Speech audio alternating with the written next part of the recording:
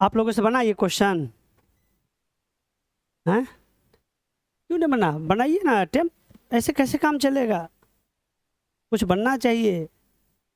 इधर देखो बच्चे, जिनसे बना नहीं बना देखिए, है ना, जेड क्या करे, इसको सेटिस्फाई कर रहा है। तो बताए ऑप्शन कौन सा किससे बन गया? आंसर क्या हुआ है?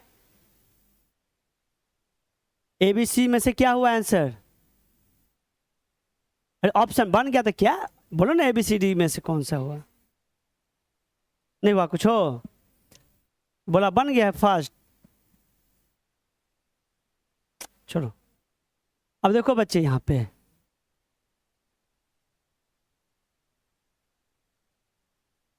पे क्या दिया? मॉड ऑफ, तो टू कॉमन ले लीजिए, क्या हो जाएगा? Two Z minus mod of implies, इसको उधर भेज दो, क्या हो जाएगा? Mod of upon mod of, कितना हो जाएगा? ये क्या है बच्चे? ग्रेटर देन 1 है। मॉड ऑफ जेड में जेड होने पर मॉड ऑफ जेड में जेड टू इक्वल टू के 0 1 नहीं और पॉजिटिव है, तो मतलब किसको रिप्रेजेंट करेगा? एक सर्कल को रिप्रेजेंट करेगा। सिंपल बात, कल ही तो लिखा है थ्योरी में। इसीलिए क्या हो जाएगा? ये तो सर्कल ही हो जाएगा, है ना। अब ये है कि अगर के ग्रेटर देन 1 और के लेस देन 1, के लेस देन 1 है तो Z1 इनसाइड लाई करेगा, मतलब कि Z1 इसको तो 1 इनसाइड लाई करेगा, है ना। और मतलब Z1 1 1 मतलब कि Z1 1 1 मतलब 1,0, बात है समझ में?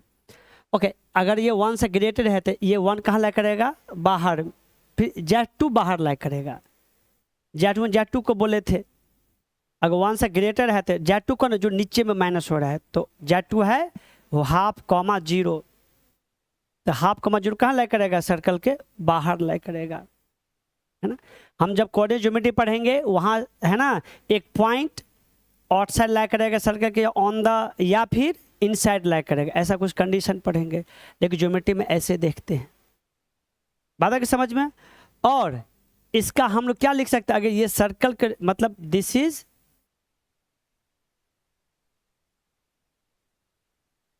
Represent a circle. अगर इसके सेंटर की बात करें तो क्या होगा, और इसके रेडियस की बात करें तो क्या होगा? रेडियस क्या होता था? के times of mod of Z1 minus Z2 अपन के स्क्वायर माइनस 1। रेडियस में के, लेकिन सेंटर में के स्क्वायर Z2 माइनस Z1, उसमें ब्रैकेट नहीं। इसमें होता था के square Z2 minus Z1 upon, यहाँ होता था के mod of Z2 minus Z1 upon के स्क्वायर माइनस 1। यहाँ पे हियर के तो आपको पता चल ही गया है, क्या है? 2 है, तो दिस इज इक्वल टू, है ना, तो सेंटर, तो सेंटर का क्या हो जाएगा? तो 2 का इसका के इंटू Z2 कितना है? हाफ और माइनस 1 अपॉन 4 माइनस 1, ये कितना हो गया? तो थोड़ा सा हम इसे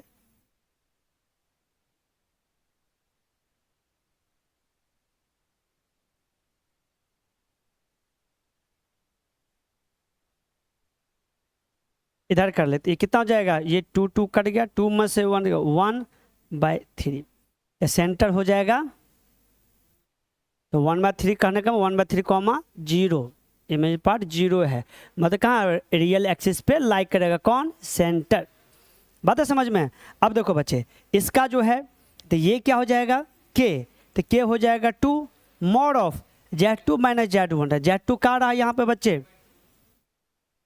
अपॉन 4 माइनस 1, क्या हो जाएगा? हाफ में से हाफ मॉड है तो पल हाफ हाफ करेगा 2 1 1/3, रेडियस कितना होगा? 1/3।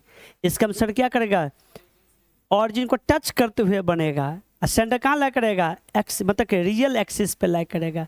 बात आएगा समझ में? अच्छा, थोड़ा इसको ज्योमेट्रिकली भी मैं दिखाने की कोशिश कर रहा हूँ।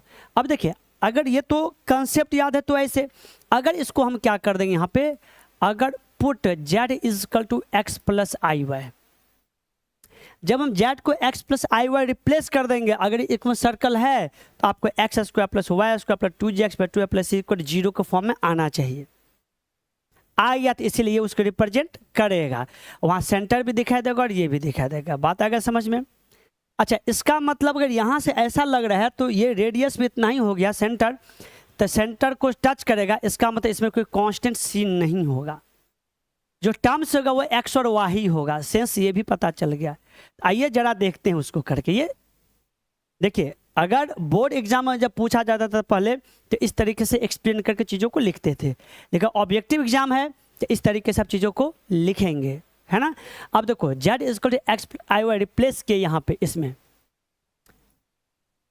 इस इक्वेशन में ये रिप्लेस किए, देन यहाँ से हम लिख रहे हैं तो क्या हो जाएगा 2 of X plus I Y minus 1, इसका mod is equal to mod of X plus तो मॉड, तो ये क्या हो जाएगा 2x माइनस 1, तो मॉड क्या हो जाएगा स्क्वायर कर दे तो रूट खत्म, तो 2x माइनस 1 का होल स्क्वायर अब प्लस 2y ना, एकदम 2y स्क्वायर मतलब क्या 4y स्क्वायर इक्वल टू ये क्या हो जाएगा plus Y square, implies break कीजिए स्क्वायर